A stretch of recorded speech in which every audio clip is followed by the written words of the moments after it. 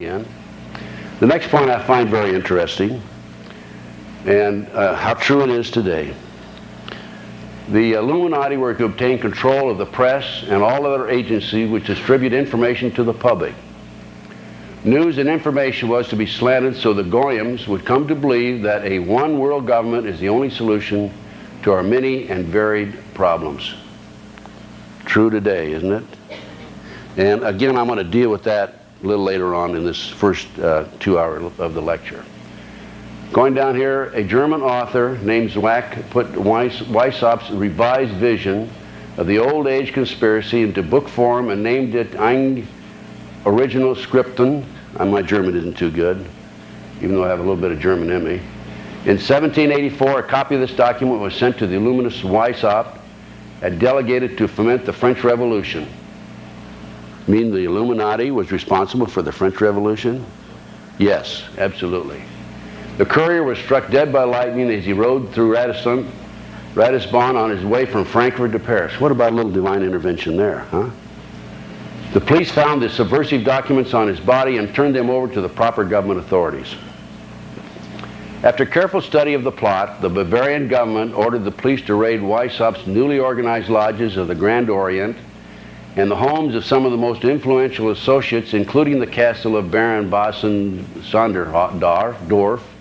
Additional evidence thus obtained convinced the authorities the documents were a genuine copy of a conspiracy by which the Synagogue of Satan had controlled the Illuminati at the top, planned to use wars and revolutions to bring about the establishment of one kind or another of a one world government, the powers of which they intended to usurp as soon as it was established.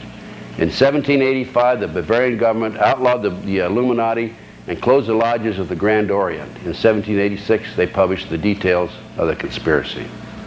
I find that very interesting, and I think that we can now go on to some more specific goals, as mentioned. This appears also in this Pawns in the Game. In 1773, when Meyer Rothschild was only 30 years of age, he invited 12 other wealthy and influential men to meet him in Frankfurt. His purpose was to convince them that if they agreed to pool their resources, they could then finance and control the world revolutionary movement and use it as their manual of action to win ultimate control of the wealth, natural resources, and manpower of the world. After the general introduction to build up an enthusiastic reception for the plot he was about to unfold, Rothschild turned to a manuscript and proceeded to read a carefully prepared plan of action. The following is what I have, this is the author, what I have been assured is a condensed version of the plot by which the conspirators hope to obtain ultimate undisputed control of the wealth, natural resources, and manpower of the entire world. 1. The speaker started to unfold the plot by saying that because the majority of men are inclined to evil rather than to good, the best results in governing them could be obtained by using violence and terrorism and not by academic discussions. The speaker reasoned that in the beginning, human society had been subject to brutal and blind force, which was afterwards changed to law. He argued that law was force only to disguise. He reasoned it was logical to conclude that by the laws of the nature, right lies in force. Next point. He next asserted that political freedom is an idea and not a fact. He stated that in order to usurp political power, all that was necessary was to preach liberalism so that the electorate, for the sake of an idea, would yield some of their power and prerogatives which the plotters could then gather together into their own hands. Do we have a little bit of liberalism in this country today? Of course. 3. The speaker asserted that the power of gold had usurped the power of liberal rulers even then in 1773. He reminded his audience that there had been a time when faith had ruled, but stated that once freedom had been substituted for faith, the people did not know how to use it in moderation. He argued that because of this fact, it was logical to assume that they could use the idea of freedom to bring about class wars. He pointed out that it was immaterial to the success of his plan, whether the established governments were destroyed by internal or external forces, because the victor had of necessity to seek the aid of capital, which is entirely in our hands. Number 4, he argued that the use of any and all means to reach their final goal was justified on the grounds that the ruler who governed by the moral code was not a skilled politician, because he left himself vulnerable and is in unsuitable position to his throne. He said, those who wish to rule must have recourse to cunning and to make-believe, because great national qualities like frankness and honesty are vices in politics. I think that kind of applies to Washington, D.C. right today. Number 5, he asserted our right lies in force. The word right is an abstract thought and proves nothing. I find a new right to attack by the right of the strong, and to scatter to the winds all existing forces of order and regulations, to reconstruct all existing institutions.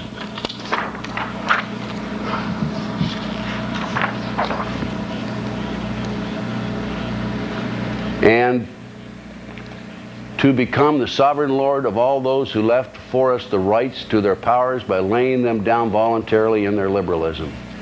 6, he then admonished his listeners with these words, the power of our resources must remain invisible until the very moment when it has gained such strength that no cunning or force can undermine it. He warned them that any deviation from the line of the strategy plan he was making known to them would risk bringing to naught the labors of the century. The powers of our resources must remain invisible. What's going on in America today? Their plot, their plans, their conspiracy remains invisible. Nobody in a position of authority seems to be worried about it. It's only us who are goyams that are concerned about it, right? The mass of the people. We do have an opportunity, fortunately through the alternate press, to learn about these things, and through lectures such as we have here today. Number 7, he next advocated the use of mob psychology to obtain control of the masses.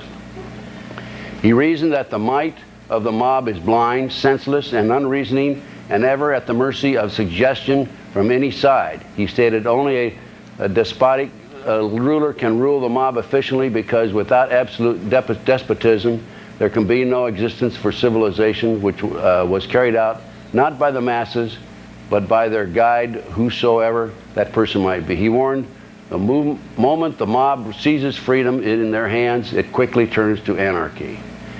Number 8, he next advocated that the use of alcohol, liquor, drugs, moral corruption, and all forms of vice be used systematically by their agenteurs to corrupt the morals of the youth in the nation. He recommended that the special agenteurs should be trained as tutors, lackeys, governesses, clerks, and by our women in the places of dissipation frequented by the goyams. He added, in the number of these last, I count also the so-called society ladies who become voluntary followers of the others in corruption and luxury. We must not stop at bribery, deceit, and treachery when they should serve towards the attainment of our ends. Well, what about the youth today? What about drugs today? What about corruption of the morals of our youth? The CIA is the biggest drug dealer in America, has been for years, starting back in the 1960s, okay? Going on.